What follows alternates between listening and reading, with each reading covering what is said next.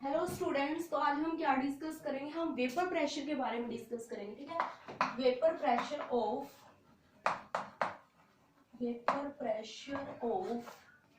Liquid solutions, ठीक है। इससे पहले हम क्या डिस्कस कर चुके थे? हम हेनरी लॉ के बारे में कंप्लीट डिस्कशन अपना कर चुके थे, ठीक है। उसमें हमने क्या पढ़ा था? हेनरी लॉ का डेरिवेशन, उसके न्यूमेरिकल्स, उसकी लिमिट्स, उसके एप्लीकेशंस, हम वो सब पढ़ चुके हैं। अब हम पढ़ेंगे वेपर प्रेशर, पढ़ना हमने लिक्विड सॉल्यूशंस का। इसी को हम राउट्स लॉ के टर्म में पढ़ते हैं, ठीक है। Routes law, this is also important topic for the examination point of view, okay. तो जो हमारा वेपर प्रेशर है उसको हम एक सिस्टम के थ्रू देखेंगे, ठीक है। कि जो हमारा, पहले तो हमें पता होना चाहिए कि जो लिक्विड सॉल्यूशंस है वो हमारे क्या होते हैं, कि जो उसमें सोलवेंट है वो हमारा ऑलवेज लिक्विड ही होगा, और जो आपका सोल्यूट है वो क्या हो सकता है? लिक्विड भी हो सकता है, गैस भी हो सकता है, और आपका क्या हो सकता है? सॉलिड भी हो सकता है। तो हम उनको लिक्विड सॉल्यूशंस पढ़ते हैं। और एक और चीज आपको ध्यान रखनी है कि जो आप भी वेपर प्रेशर भी पढ़ रहे हो, वो भी आप बाइनरी सॉल्यूशंस का ही पढ़ोगे, क्योंकि हमें पता है कि हम इस चैप्टर में जो डिस्कस कर रहे थे हमारे सॉल्यूशंस, वो कैसे थे? हमारे बाइनरी सॉल्यूशंस के बारे में देख रहे थे हम, ठीक है। हमारे सॉल्यूशंस है वो कैसे? Binary. It means two component है, एक सॉल्यूट है, एक हमारा सॉल्वेंट है, ठीक है। तो आप एक सिस्टम के थ्रू देखोगे। आपको क्या करना है? आप एक वेसल ले रहे हो, इवैक्यूएटेड वेसल है, इसको आपने कनेक्ट कर दिया है मैनोमीटर से।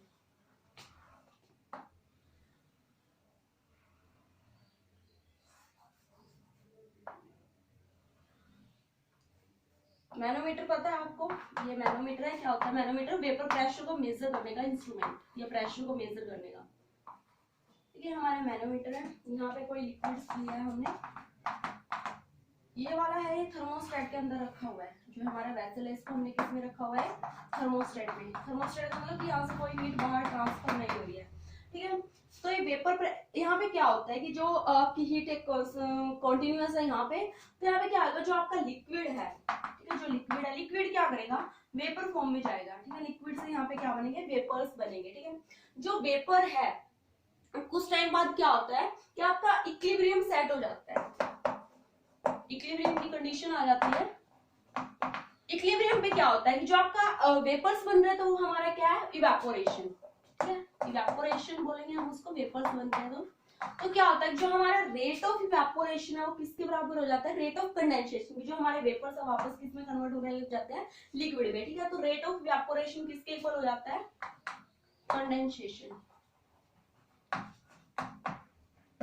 ठीक है। तो क्या होता है कि जो आपका लिक्विड है, आप उसको हीट अप्लाई कर रहे हो, तो क्या होता है? जो लिक्विड से हमारे क्या बनते हैं? वेपर्स बनते हैं, ठीक है।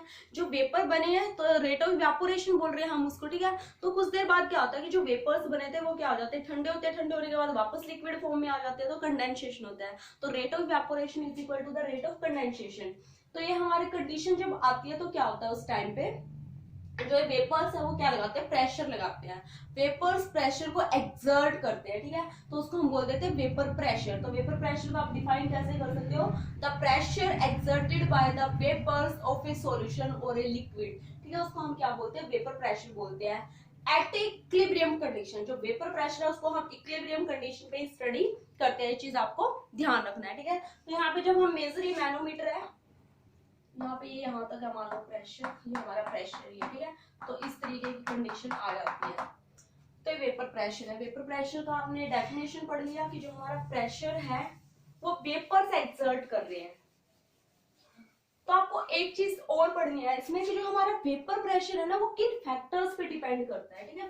फैक्टर्स के बारे में पढ़ना है। Factors affecting vapour pressure,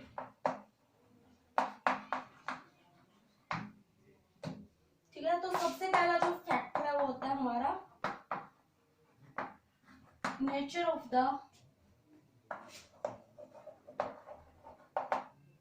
solvent है या सॉल्यूशन है, कुछ भी ले सकते हैं, सोलवेंट और सॉल्यूशन। सेकंड है टेम्परेचर, ठीक है। इन दो फैक्टर्स पे हमारा क्या डिपेंड करता है, हमारा वेपर प्रेशर डिपेंड करता है, ठीक है। तो जो वेपर प्रेशर 2 फैक्टर्स पे डिपेंड कर रहा है, एक तो हमारे टेम्परेचर पे डिपेंड करता है कि जो हम कंडीशन रखी हुई है, जिस टेम्परेचर पे आपने सॉल्यूशन को रखा हुआ उसका टेम्परेचर क्या है। सेकंड जो नेचर है सॉल्यूट और सॉल्वेंट का, ठीक है, या लिक्विड का, आप कुछ भी बोल सकते हो, सॉल्यूशन का बोल सकते हो, लिक्विड का, जो भी आपका नेचर है उस चीज पे डिपेंड करता है। तो हम एक एक के बारे में पढ़ेंगे। पहले हम देखते हैं नेचर ऑफ द सॉल्वेंट या सॉल्यूशन पे कैसे डिपेंड करता है। यहाँ पे जो आता है फैक्टर वो होता है इंटरमोलिकुलर फोर्सेस। इंटरमोलिकुलर फोर्सेस, ये जो भी आपका लिक्विड है उसके बीच में जो इंटरेक्शंस ऑफ किस टाइप की आपको वो देखना है, ठीक है, जो इंटरेक्शंस ऑफ किस टाइप की है। अगर यहाँ पे इंटरेक्शंस वीक है, जो इंटरमोलिकुलर फोर्सेस वीक है, अगर ये वीक होंगी तो क्या होगा, जो लिक्विड आपका वेपर फॉर्म में कन्वर्ट हो जाएगा इजीली, ठीक है। आपने हीट किया तो क्या है कि वो मॉलिक्यूल बाउंड नहीं है, उसके ऊपर फोर्स नहीं लगा है, वो फ्री है, तो क्या होगा, वो इजीली वहां से चला जाएगा, वेपर फॉर्म में चला जाएगा। तो उसका अगर जितने ज्यादा वेपर्स बनेंगे उतने ज्यादा आपका वेपर प्रेशर होगा, ठीक है। तो अगर वीक है तो आपका जो वेपर प्रेशर है, वीपी का मतलब क्या है, वेपर प्रेशर, वो भी क्या हो जाता है, इंक्रीज हो जाता है। यानी फोर्स ऑफ इंट्रैक्शन अगर वीक है तो आपका जो लिक्विड है वो किसी पोजिशन में जाने के एबल होता है, वो वेपर प्रेशर वेपर फॉर्म में जाने के कैपेबल होता है इजीली। अगर वेपर बन रहे हैं तो वेपर प्रेशर उसका ज्यादा हो जाएगा। तो इंटरमोलिकुलर फोर्सेस पे डिपेंड कर रहा है कि जो लिक्विड है, लिक्विड की अगर हमारा फोर्सेस वीक है उनके बीच में, तो वो जल्दी से हो जाता है वेपर फॉर्म में। अगर फोर्सेस ऑफ अट्रैक्शन है, यहाँ पे इंटरमोलिकुलर फोर्सेस ऑफ अट्रैक्शन अगर स्ट्रॉन्ग होंगे तो क्या होगा, वो वेपर फॉर्म में नहीं जा पाएगा, वेपर फॉर्म में नहीं जा पाएगा तो हमारा वेपर प्रेशर भी कम होगा, ठीक है। तो नेचर ऑफ सॉल्वेंट पे हमारा डिपेंड करता है। सेकेंड फैक्टर हमारा टेम्परेचर वाला पढ़ते हैं कि टेम्परेचर पे कैसे डिपेंड करता है।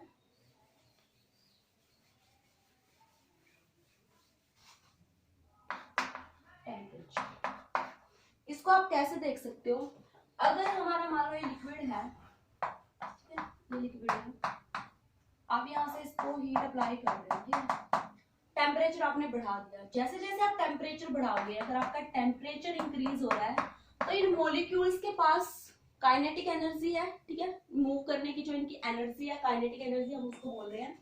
तो यहाँ से इन मॉलिक्यूल्स के पास जो काइनेटिक एनर्जी है वो भी क्या हो जाएगी, इंक्रीज हो जाएगी। Kinetic energy increases. अगर इनकी काइनेटिक एनर्जी इंक्रीज हो रही है तो वो इजिली क्या कर सकता है, वो हमारा वेपर फॉर्म में जा सकता है, ठीक है। तो टेम्परेचर इंक्रीज होने से मॉलिक्यूल की जो काइनेटिक एनर्जी है वो इंक्रीज हो रही है और वो वेपर फॉर्म में इजिली जा सकता है, ठीक है।